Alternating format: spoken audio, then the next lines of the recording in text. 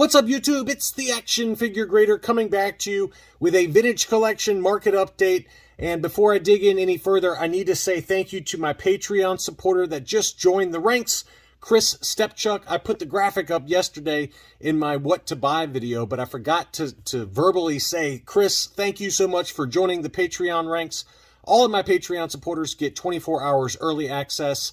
Patreon.com/actionfiguregrader is where you can go to sign up. Now, let's dig into the vintage collection. And I don't know what to make about the vintage collection, folks. Sometimes I put these videos together, and it seems like prices are dropping. And then we have data points like the ones in this thumbnail where I'm like, what is going on? Some of these prices are just mind-blowing, as you can see for the gunship and for the Unpunched MagnaGuard. Big prices. And there were some good deals in this batch, though, and I tried to put together kind of a nice mix of both graded and ungraded.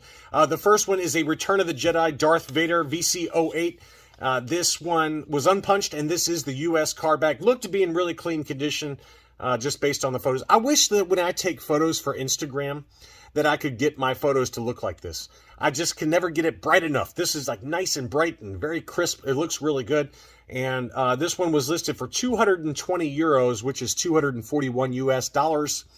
And I tried to look up the best offer that was accepted using 130point.com, but this one was not showing up for some reason. So let's guess 200 euros or about 220 US dollars for that one. So that one seems to be a little higher than where this one has been selling. So I wanted to point that one out. That's a beautiful looking card, though. Unpunched US VC08, Return of the Jedi with offer paperwork inside, although there was no sticker on the front of the card back. So maybe it either got missed in the factory or it was peeled off. I don't know, but that one is a nice looking figure. Next up, this is one I had in my What to Buy video. This is the giveaway SDCC proof card from 2010 of Boba Fett. This one was a punched one, graded 8.5 on the modern scale. And I said, hey, maybe if you're lucky, you'll get it for around the bid price, because when I put it in my What to Buy video, I don't think there were any bids yet. So someone got a pretty good deal on it. One bid, $80 plus $11.45 shipping. So that works out to about $91 and change. Good buy on that one. That's a really good buy. I had a CAS 90 grade, same card that I think I sold for about $100. But it's tough to find this one. I've found unpunched. Usually they're punched, and you know, for whatever reason, they just are tougher, a little bit tougher to find unpunched. But that one was a nice looking proof card that was given away at the 2010 SDCC. Next up, we've got the foil Ultimate Galactic Hunt Boba Fett with the free Boba Fett offer on the front for the VCP03. This one was the US version. There is a Canadian version which we've covered in past videos. This one sold for 140 US dollars plus $11.75 shipping. I found two other data points for 125 and 160. So this one was right in the middle there. Nice looking example, though, for the foil Boba Fett. Next up was the Uncirculated 9.0 mail-away offer rocket firing Boba Fett. This one has come back up in price a little bit. This one was listed for 600 Canadian dollars or 447 US dollars. The best offer that was accepted on this one was 500 Canadian, which works out to 373 US dollars based on the conversion rate as of the making of this video. That's back up just a little bit. It got down for an Uncirculated 9.0. This one got down to as low as $300. The high point on this one last year was almost $600. So this one was creeping back up just a little bit, but still under $400, should get you an Uncirculated 9.0 AFA graded VCP03. Next up, this one was an interesting one as well. This one is the VC61 prototype Boba Fett. This was a mail away, and this one was encased with the shipper box as well as the Toys R Us flyer that was offered at Toys R Us to kind of promote this mail away. And this one was graded 90% by UKG. Straight 90s for the subscores. VC61 Boba Fett in his prototype armor. This one was listed for 325 pounds, which is 410 US dollars plus shipping. That's a really long box there, by the way. I've got this one CAS 85 plus without the Toys R Us flyer, but that's a pretty cool looking item. I just wouldn't have anywhere to display it, but 410 took that one home. Next up was the foil Ultimate Galactic Hunt Anakin Skywalker VC13, but this is the Canadian version, so tougher to find this one. You can see there that the prototype offer on the front is multi-language with English and French, So a little bit tougher to find this example. This one sold for $180 US plus $12.55 shipping. Did have a little bit of edge wear around the edges on the back of the card back, but pretty nice example, a nice foreign card back. I bet there's not many of these that are circulating out there, and pretty cool one to see. Next up, this one's still for sale. Now, this is an uncirculated 9.25 Darth Vader name pill, unpunched, Anakin Skywalker. And this one's listed for 2,000 pounds, which is $2,500 US. Now, it showed as sold, best offer accepted, but then it was immediately relisted. So I don't know if the buyer just decided not to pay on that one, but very expensive item. I don't know if it's worth that personally for an uncirculated 9.25, but it's certainly a nice example. Very, very pricey. But yeah, 2,000 pounds is what it's been relisted for, $2,500 US. I just wanted to show that because it did show as under contract or sold under contract. I'm pulling out my real estate terms here, but it did show as sold on eBay, but then it was immediately relisted. So I don't know what's going on with there, whether it's hijinks by the seller. I've never dealt with this seller before, but I did at least want to show that one, that it still shows as available. There's 3 watchers on that one, uncirculated 9.25. Just given how the price premiums that you see for some of these uncirculated grades, and we'll get back to that in a little while. I don't know if it's worth that. I wouldn't pay that personally, but there are some people that really love those uncirculated, especially unpunched early examples that are tough to find unpunched. But given that you can get this one unpunched probably in anywhere from $250 to $450, depending on the day. There is an example that's on eBay right now at auction, so we'll see where that ends up for the next TVC video. But to me, $2,500 seems like a lot. That's a big premium to pay for an uncirculated example. Speaking of really expensive unpunched early TVC is the Magna Guard. This one was graded 9.0 on the modern scale. It was not uncirculated, so keep that in mind. But it was an unpunched example, and we all know how expensive this one is. There was an unpunched example that sold several months ago, maybe a month and a half ago. I don't remember the exact price it sold for, but it was a big number. It was a shockingly high number, but it was nowhere near what this one sold for. This one sold for $1,500 plus $20 shipping. So that's a big number. Again, I wouldn't pay that, but someone did pay $1,500 plus shipping for an unpunched AFA 9.0 Magna Guard, and that one is one of the tougher ones to find unpunched, but that is a massive number, big number, and I just wanted to at least point that one out because that is a crazy number. I got 2 different examples of the Luke Skywalker VC-44 Dagobah landing. Now, we documented an uncirculated 9.0 AFA example about 2 months ago or so that sold for $800 plus. Now, I've got a CAS 85, and then I got an AFA 9.0 that was not uncirculated. So it was a circulated example. So I wanted to show you just the massive premiums, tying it back to what I just was alluding to, that people will pay for uncirculated relative to circulated grades. So this was a circulated 85 from CAS. That one, again, was in an auction that I showed on my What to Buy video. And I said, hey, maybe you'll get it for $150 to $200. Well, I was way off. It sold for $256 free shipping. And then here was the circulated, so this was not an uncirculated designation 9.0. Now, again, keep in mind, there was an uncirculated 9.0 that sold for, I think, $800 plus. This one was not uncirculated, but it still was the same grade, 9.0. That one sold for $300. So I can't make any sense of these prices. I mean, it's just crazy, the price difference that some people are willing to pay for the uncirculated designation. And to me, it's not worth it. But this one sold for $300. The other one sold for $800 plus. But take that for what you will. Next up was a CAS 85 Plus AT-RT driver. It was listed for $225. The best offer that was accepted was $175. That's a good price. That's not a bad price, given that this one can sell for anywhere from $100 to $125 ungraded.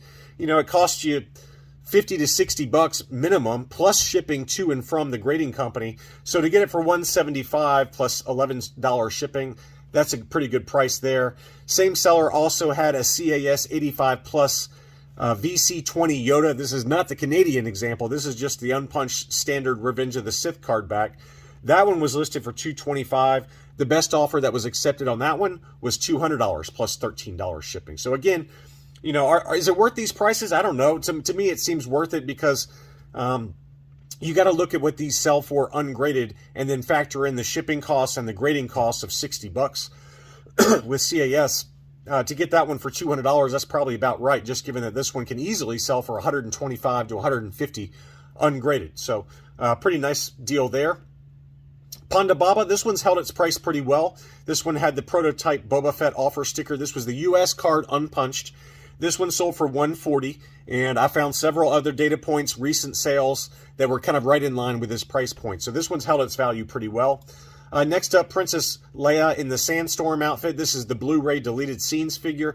This is another one that's kind of come down a little bit, but it still is holding its value pretty well. As I alluded to in past videos, I said that, hey, some people might be moving over to this one because the VC64 Slave Leia has gotten so expensive. And we saw this one sell in the $125 to $140 range. This one's come back just a little bit. This one sold for $98 plus $10 shipping. So, you know, just keep in mind that that one's come back down just a little bit if you're looking for that one. Next up, we've got Starkiller. This is the exact opposite. You would think that this one has come back down just because it's been reissued. Well, this one is the original issue VC100 Starkiller on the US card with the Darth Maul offer unpunched. And that one sold for $245. So, you know, this one, it got back down to $180 to $200, and this one sold for $245.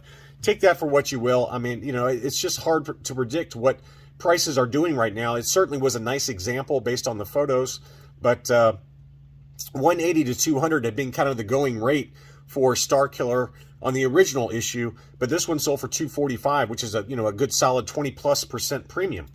Next up, Lumat. This is another one that's moved up a little bit. This one sold for $175 plus $10.65 shipping, and for the longest time, this was selling for $120 to $140. So that's a pretty big premium to pay for Lumat just based on the photos. It was unpunched. It was the U.S. card back, but you know, I have no idea what kind of condition it's in just based on the limited photos inside the star case. But take that for what you will. That's what it sold for. Here was an uncirculated 8.5 Vintage Collection Minbin Stormtrooper. I believe this was a Walmart exclusive, although this one does not have the Walmart sticker on it. The example that I used to have that was a CAS 90 had the Walmart sticker on the blister, on the bubble, but this one did not have that. That one sold for $50, $50 plus $14.95 shipping. That's a really good buy, just given how usually this one can go for more than that ungraded. So good buy on that one, whoever got that one. Next up is the Battlefront 2 Gaming Greats ARC Trooper. This one is the Big Bad Toy Store exclusive, graded 9.0 on the modern scale with AFA. That one sold for $102.50 plus $15 shipping. That's a good buy there. I think it's worth more than that. Me personally, I'm not selling mine for that price. I thought that was a really good buy there. Next up is the Pulse Shop Disney exclusive Death Trooper 4-pack. That one was graded uncirculated this was a circulated 9.0, and this one was sold for $180. $180. That's a big number to pay to me for all you're really paying for is box art. Admittedly, the box art is really cool. That's some really cool looking box art. It kind of looks like a comic book to me. I don't know what it is. It just looks really cool. But I wouldn't want this in my collection personally, but I do think that that's a really great looking box art. And somebody was willing to pay it, $180 plus another $15 shipping. That's almost $200 for a 9.0 grade for that Death Trooper 4-pack. And let's see what else we got. Next up is the 3-pack with the Skiff Guards Uncirculated 9.0. So this is that 3-pack that I believe was, I don't know if this was an Amazon exclusive. I can't remember. No, this one was not an Amazon exclusive because I remember that this one was on Big Bad Toy Store for a little while, but it was an uncirculated 9.0, so tough to get such a big box in an uncirculated grade. The back of the box is really cool. I love that art on the back. But it sold for a big number, $322 plus $16.65 shipping. So that's a big premium to pay for the uncirculated designation. And then I've got two vehicles to finish things off, and both of the prices were... Well, I'd say that the price for this AT-AT Walker on the Return of the Jedi box, this is the Toys R Us exclusive. This is kind of right in line where this one has been selling. $630 plus $100 shipping, admittedly, so $730. That's a little higher, but not too much more. I mean, I found one data point that was a mint and sealed box example like this one that was $600 plus $75 shipping. This one sold for $630 plus $100 shipping, so a little bit higher, but the box admittedly did look really pristine. It just some very light edge wear to it. probably easily an 80, 85 grade for the box, which is tough to do given how old this one is, from 2010. Great looking box art though. But again, that one sold for $730 after accounting for shipping. But this is the big one. I was really shocked by the sales price on this one, because we just documented this one in the last market update that sold for around $700 or $775, I believe. This one was listed for $1,100. This is the Toys R Us exclusive Republic gunship from the Attack of the Clones. It was listed for $1,100 plus $66 shipping, and it sold for $1,000 plus the $66 shipping. That's the highest price I've seen for the Republic gunship yet. And here's some other angles of the box. And admittedly, the box was pretty awesome, pretty much case fresh. I can't see many flaws, if any, on this box. So, this one continues to get tougher and tougher to find. Do I think that Hasbro would be wise to make this like a Pulse exclusive so they wouldn't have to worry about shelf space at retail, given how big this thing is?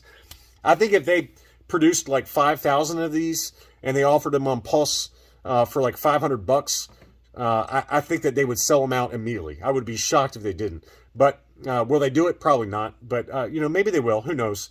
But I think that this is a perfect example of an item that, you don't want to use a HasLab for something like this.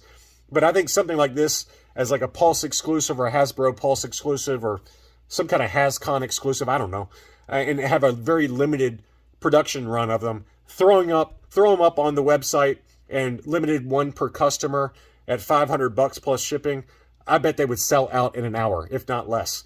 But will it happen? Probably not. But I do think that would be a pretty wise decision on their part, because it would sell like hotcakes. Anyway, I hope you enjoyed this look at some recent sales for the vintage collection. Lots of really interesting data points out there. Thank you again to all my Patreon supporters. If you're new to the channel, welcome. Please consider subscribing, and I'll be back soon.